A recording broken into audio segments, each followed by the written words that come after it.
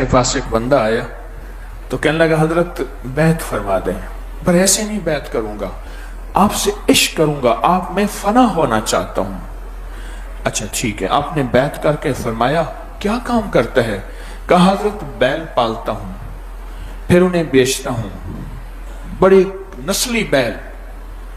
आपने फरमाया एक बैल पाल, उससे इश्क कर, उससे प्यार कर, वो तेरी आवाज पे आए, वो तेरे साथ मोहब्बत करे, वो तेरे साथ उन्स करे, वो तेरे बगैर न खाए ना पिए, इश्क कर, मेरा हुक्म है।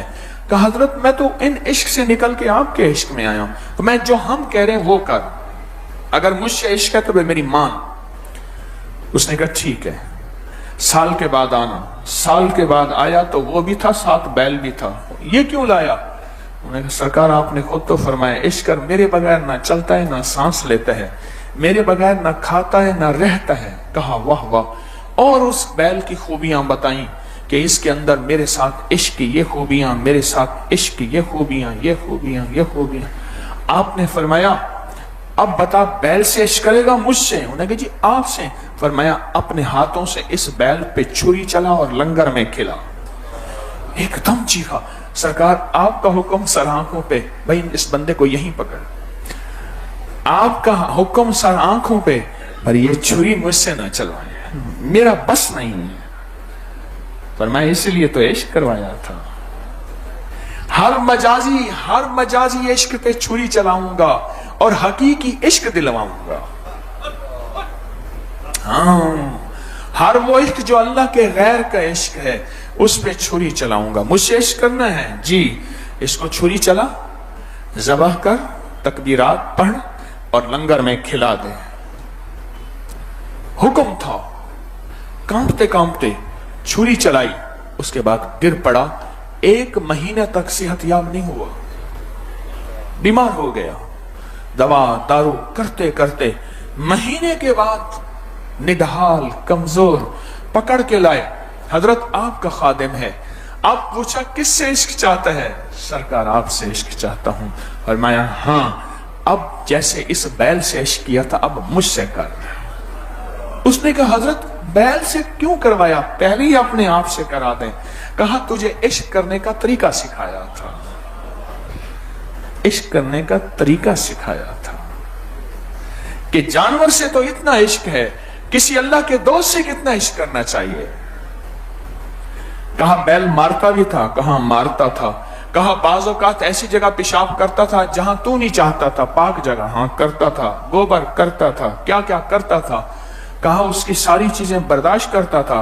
कहा किस लिए? कहा उसका इश्क था।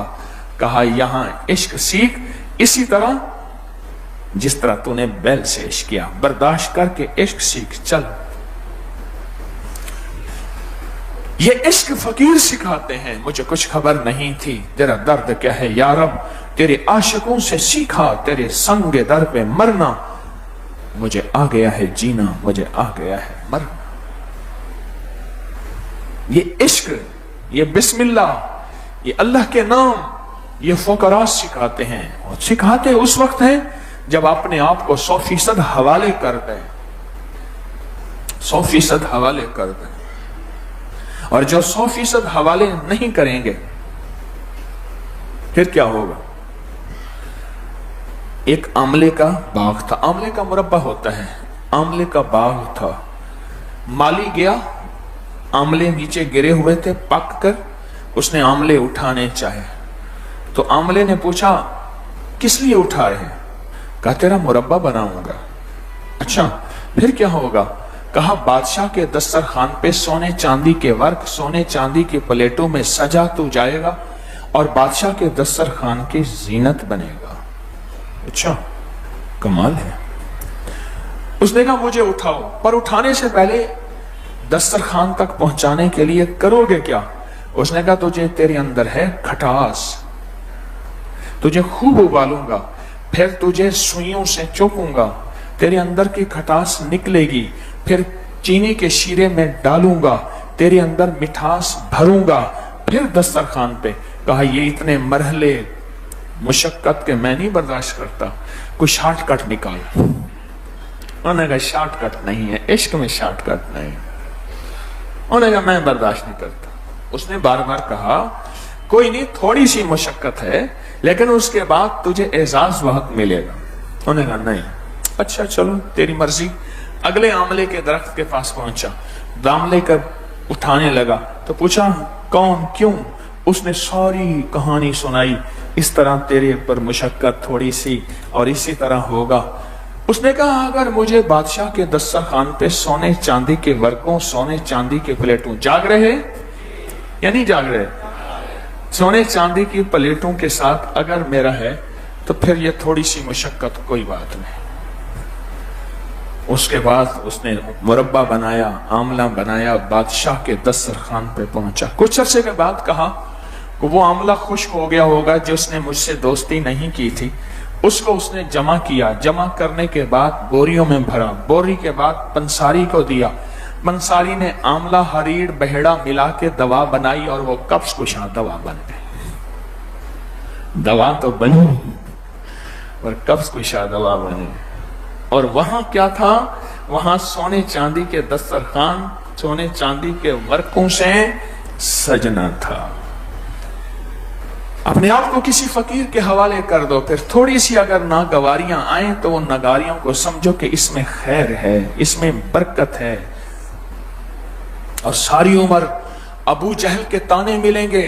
ابو جہل کے, میں یرموک کے میدان پہ کھڑا تھا. یہ یرموک اردن میں ہے. سامنے ایک چھوٹی سی تار تھی, اس نے کہا یہ اسرائیل ہے. سامنے, بالکل آمنے سامنے. اور مجھے ایک منظر میں ڈوب گیا. وہیں کھڑے کھڑے غزوہ یرموک, خالد بن ولید جن کو میرے حبیب کملی والے نے سیف اللہ کا لقب دیا کہ یہ اللہ کی تلواروں میں سے ایک تلوار ہے. ایک گھوڑ سوار آیا, دھول اڑتی ہوئی, تیز رفتار, کئی راتوں کا سفر کرتے, اور اس نے نامہ بر ایک خط دیا. خط کھولا تو خط میں لکھا ہوا تھا خالد بن ولید سپہ سالار نہیں آج کے بعد, وہ معزول ہے.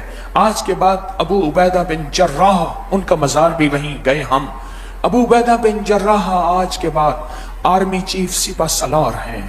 بس ایک دم نقشہ بدل گیا.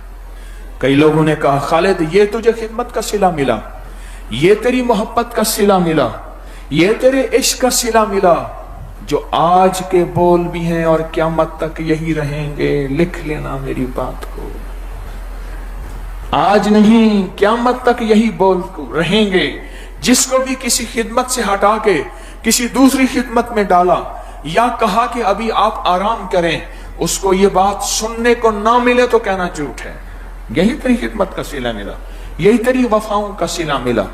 ایسی صلہ ہوتا ہے, یہاں کوئی وفا نہیں, یہاں کوئی خدمت نہیں, یہاں خود غرضیاں ہیں, یہاں دنیا داریاں ہیں, اور یہ ہیں. یہی سب کچھ خالد بن ولید کو سننے کو ملا. پر خالد بن ولید نے اپنا دھڑا نہیں بنایا. میرا ایک گمان ہے خالد بن ولید اپنا دھڑا بناتے تو اکثریت خالد بن ولید کے ساتھ ہوتی کہ ہم آپ کے ساتھ ہیں. پتہ انہوں نے کیا سوال, ساری باتیں سننے کے بعد صرف ایک جواب دیا.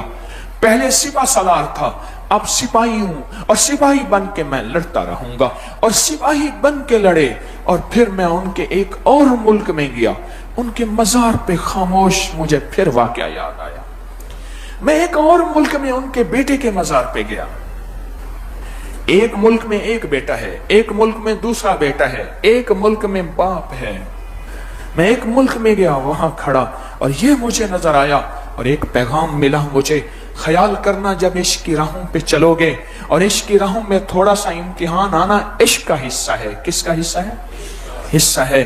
تو پھر یہ باتیں تمہارے کانوں میں سننے کو ملیں گی, اور قیامت تک ملیں گی کہ تمہاری وفاؤں اور محبتوں کا تمہیں یہ صلہ ملا.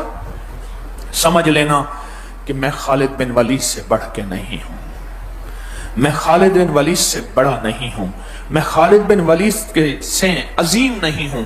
وہ عظیم نہیں تھے, عظیم تر تھے. وہ عظیم نہیں تھے، عظیم تر تھے، انہیں بھی یہ باتیں سننے کو ملی تھیں۔ اگر مجھے مل رہی ہیں تو معلوم ہوا کہ میرے پاس کچھ ہے تو مجھے مل رہی ہیں۔ یہ باتیں کبھی خالی کو نہیں ملتی، جو دل سے خالی، من سے خالی، جذبوں سے خالی، ایمان سے خالی، خدمت سے خالی ہو، یہ باتیں اس کو نہیں ملتی۔ جس کے پاس کچھ ہوتا ہے اس کو ملتی ہیں، بلکہ اس پہ شکر کرے اور کہے کہ سپاہی بن کے چلوں گا اور اللہ سے قیامت تک کی استقامت مانگوں گا کہ مولا بس چلائے رکھ تیری مہربانی ہے، چنگیاں یا مندیاں نبھانی سونے لگیاں نہیں موجاں تے لگائیں، یہ بس مولا چلائے رکھ، استقامت اللہ سے مانگے۔ آج کے بعد ہماری زبان پہ بسم اللہ کا ورد، ہر کام، ہر عمل، ہر چیز سے پہلے ہمیں ایک چیز کی ضرورت ہے، وہ ہے برکت۔ کیسے ملے گی؟ ہمیں ایک نظام کی ضرورت ہے، وہ ہے برکت کا نظام۔ کیسے ملے گا؟ ہمیں ایک اشد ضرورت ہے کسی چیز کی، وہ برکت ہے۔ آپ چاہتے ہیں برکت؟ بولے، اگر برکت ملے گی تو کیا ملے گا؟ عافیت ملے گی، اور عافیت ملے گی تو کیا ملے گا؟ رب در در کے فقر سے بچائے گا، غربت سے بچائے گا، اللہ ظلمت سے بچائے گا۔ اور برکت میں ایک نفع اور بتا دوں، جس کو برکت ملے گی اللہ موت سے پہلے بھی، موت کے وقت بھی اسے ایمان نہیں چھینے گا۔ میں آپ کو پکی بات بتا رہا ہوں، میں نے اپنے حضرت رحمت اللہ علیہ سے سنا، بعض جنازے ایسے ہوتے ہیں، لوگ ان کے جنازے پڑھ رہے ہوتے ہیں، پر ان کے منہ سے، ان کے عمل سے کوئی ایسا بول یا ایسی چیز ہوتی ہے، وہ ایمان سے خارج ہو چکے ہوتے ہیں، ایمان سے خارج ہو چکے ہوتے ہیں، ایمان سے خارج ہو چکے ہوتے ہیں۔ عمر رضی اللہ تعالیٰ عنہ، حضرت علی کرم اللہ وجہہ، جس کا قرضہ ہوتا تھا اور وہ قرضہ دے سکتا تھا پر نہیں دیتا تھا، اس کے جنازے سے ہٹ جاتے تھے، فرماتے تھے کسی اور کو تو جنازہ پڑھا لے۔ خود میرے نبی علیہ السلام کے یہ زندگی میں یہ واقعات موجود ہیں۔ ایک دوسرا، جس کے اوپر حج فرض ہوتا، پیسے بھی ہوتے تھے، مال بھی ہوتا تھا، اور وہ حج نہیں کرتا تھا، اس کا جنازہ نہیں پڑھاتے تھے، کسی اور کو کہتے تھے تم اس کا جنازہ پڑھا دو۔ برکت کی برکت سے اللہ ایمان نہیں چھینتا، برکت کی برکت سے اللہ کلمہ نہیں چھینتا۔ کلمے کی موت چاہتے ہیں انشاءاللہ، ایمان والی موت چاہتے ہیں، پھر برکت کی تلاش کریں، اور برکت کی ابتدا بسم اللہ میں پڑی ہے، برکت کی ابتدا بسم اللہ میں پڑی ہے، برکت کی انتہا بسم اللہ میں پڑی ہے۔ بسم اللہ الرحمن الرحیم، یا بعض دعائیں ایسی ہیں ان میں پوری بسم اللہ الرحمن الرحیم نہیں ہے، جیسے بسم اللہ وعلا برکت اللہ، بسم اللہ توکلت علی اللہ لا حول ولا قوت الا باللہ، اور کتنی بسم اللہ الذی لا یضر مع اسمہ شیئا فی الارض ولا فی السماء وهو السمیع العلیم۔ اور کون سی دعا ہے؟ بسم اللہ علی دینی و نفسی و ولدی و اہلی و مالی۔ اور کون سی دعا ہے؟ بسم اللہ مجریہا و مرسا۔ اور کون سی؟ بسم اللہ الذی لا یضر، میں نے پڑھی ہے۔ اور کون سی دعا ہے؟ بسم اللہ ما شاء اللہ لا قوت الا باللہ۔ اور کون سی دعا ہے؟ بسم اللہ والحمدللہ۔ جو وضو کرنے سے پہلے یہ دعا پڑھے گا، مختصر سن لے اس کے فائدے، جو وضو کرنے سے پہلے، یعنی جب وضو کرے گا تو دل ہی میں یہ دعا پڑھ لے گا، بسم اللہ والحمدللہ۔ پڑھیں سارے، بسم اللہ والحمدللہ۔ جو یہ دعا پڑھے گا وضو سے پہلے، اللہ غیب کے خزانے سے جب تک باوضو رہے گا، فرشتے نیکیاں نیکیاں نیکیاں لکھتے لکھتے لکھتے لکھتے رہیں گے۔ اور کون سی دعا ہے بسم اللہ کے ساتھ؟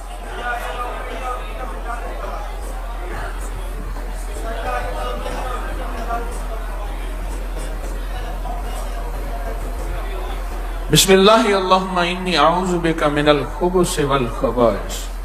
اور بسم اللہ توکلت علی اللہ لا حول ولا قوت الا باللہ۔ ایک اور چیز بتاؤں آپ کو، بسم اللہ اولہ و آخرہ، کھانے کے درمیان کی دعا ہے۔ ایک اور چیز بتاؤں، ایک اور چیز بتاؤں، بہت پرانی بات ہے، میں مکلی کے قبرستان میں میری زندگی کا کچھ لمحات گزرے ہیں، سن